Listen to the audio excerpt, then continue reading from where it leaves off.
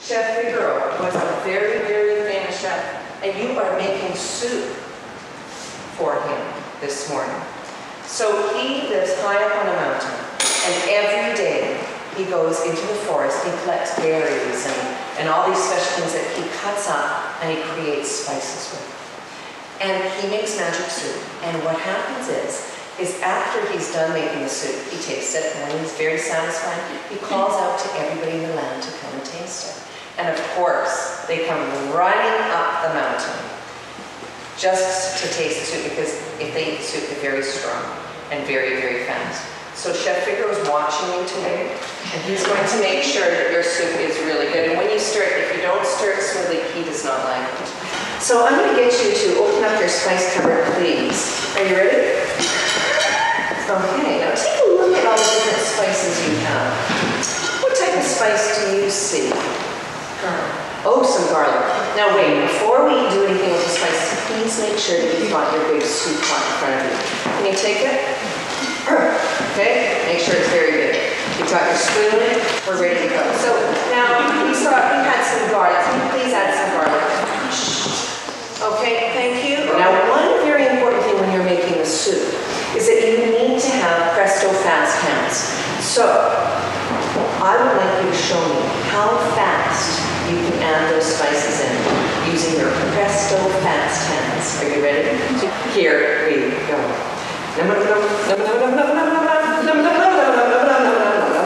Oh, wait. Smell your soup. Is it good? Okay. Oh, a little more. Okay. So we need a few more spices. Now, by the way, I saw some hands that weren't so presto fast, so please be careful.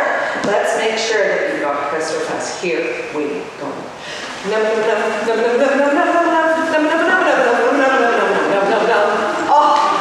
Smell it. Taste it. Oh, does that taste good? Much better. Oh, perfect. Okay, we're ready to go on to step 2. So I would like, before we go on to step 2, I would like a little bit of help with those words. Now, to sing properly, you need very straight back. You have to use all of your mouth muscles, 150 of them. And I'm just going to get you to echo me back for a second. Listen, folks. You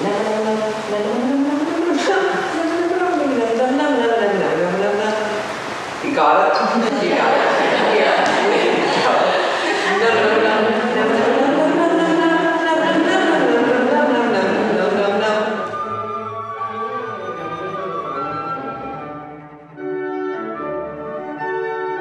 Okay, you have to have a legato stir. So are you ready? Let's see if we can do a nice, beautiful legato stir. Oh, very smooth. Beautiful.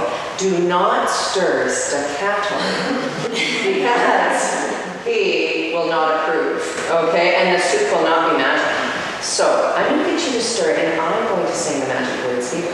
It goes, stir it up, stir it up. Do you think you can join me in those words? Here we go. Stir it up, stir it up. Does anybody know what forte means? Loud, yes. In his forte loud voice, he yells out to everybody in the land, and this is what he says. Come taste my soup, it is so good, it is the best. Come taste my soup, it is so good, it is the best. And you're not going to believe what happened. So many people came running up the mountain to eat the magic soup. Guess what you have to do? Make some more. You have to make some more. Let's make some more. Get ready. Here we go.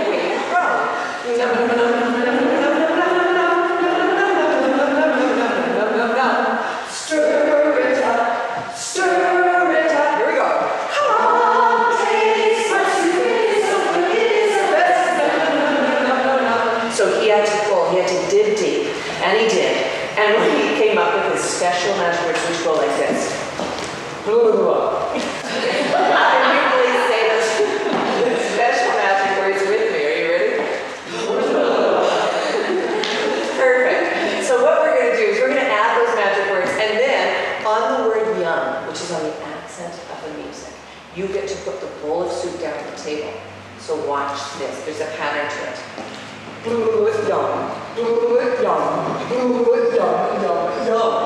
Got it? Here you go.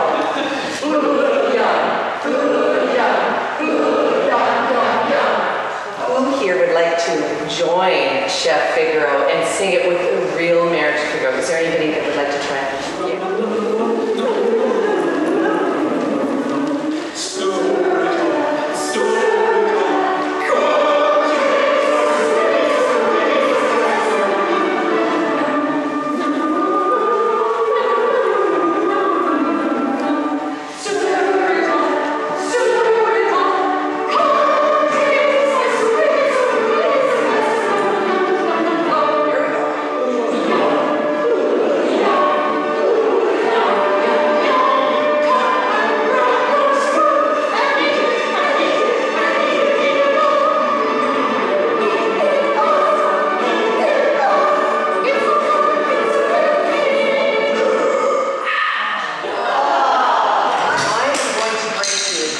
Because now that you know how to sing and move to it, you can play to it. You get to play these great instruments today.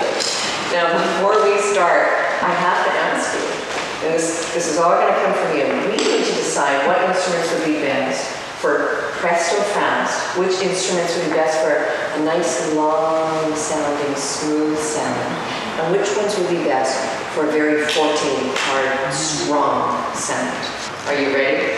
So we'll just one more time do it now and we'll go through it once. Here we go.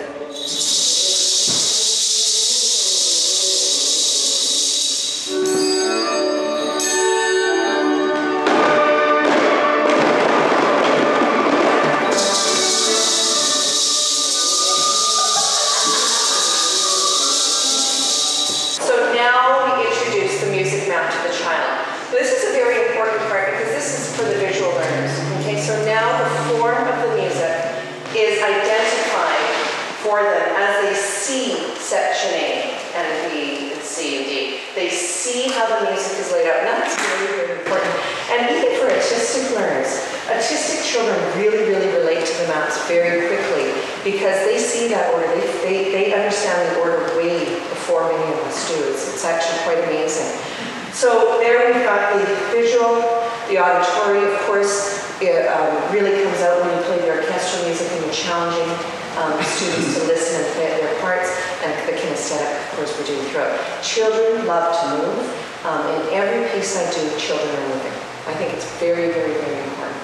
So, I'm going to get you to take out your conducting fingers, please. Now, I'm going to put on just the orchestral music because you know this so well. And you will be able to conduct in the air, follow my music now, as we go through the presto section, legato, forte, and then finally the accented part. Are you ready? And with the children, what I will do is I will have my map up and I will have all the kids sitting in front of me. And then I actually, once we conduct it once, I have the kids come up and they conduct. And then when they are leaving that day, they get their own copy of their music map. And they get the composer, which is Mozart.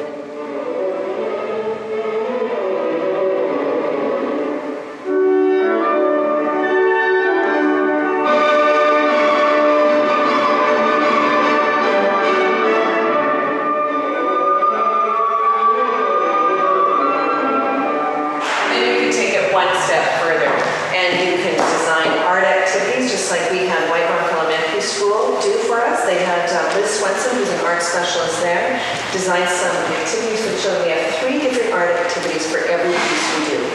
And so here they designed Chef Figaro hats, so their own chef hats. They also had a little unit on health incorporated within it. They decided what fruits and vegetables would make a great healthy soup. And they designed their own Chef Figaro plates, of course, painted on the back and all. And then, if you really want to get creative too, you can design your own Chef Figaro paper mache bowls, simple to do, and lots of fun for the kids. So 3 little activities that you can take home and do with your kids.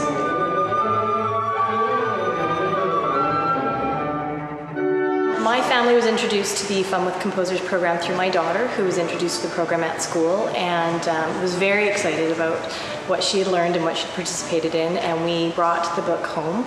And it was our daughter who educated us on the music and the composers and the things she'd learned, and it's been exciting, and it's something that we listen to in the car on road trips, and our daughter holds the book and tells us the stories, and it's things that we've learned and remember. And I'm so glad that actually was introduced to her in her public school and subsequently introduced us and her siblings.